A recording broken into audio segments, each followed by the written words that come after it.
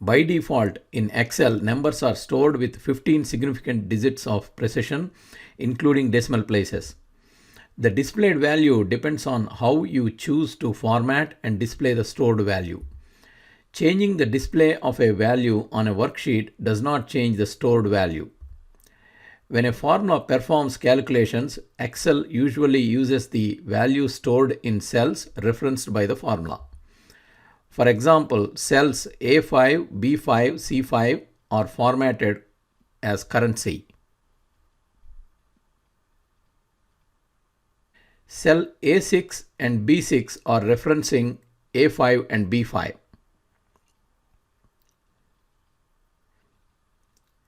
Cell A6 and B6 are not formatted. They will display the stored value of cells A5 and B5. Enter value 5.005 in A5 and B5. The value $5.01 is displayed in A5 and B5 and 5.005 in A6 and B6.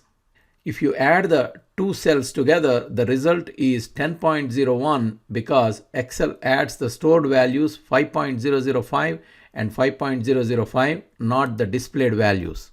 You can change this and make Excel use the displayed value instead of the stored value when it calculates formulas. Click on the File tab and select Options. Select the Advanced category. Scroll down to the When calculating this workbook section and select the workbook for which you want to change the precision of calculations. Check the Set Precision as Displayed checkbox. Excel shows a warning message. When you select Set Precision as Displayed for a workbook, Excel permanently changes stored values in cells from full precision 15 digits to whatever format, including decimal places, is displayed. Click on OK. Excel recalculates the formula and it uses the displayed values and the result is 10.02. Stored value of cells A5 and B5 has been permanently changed to 5.01. If you later choose to calculate with full precision, the original underlying values cannot be restored. Reverse the setting.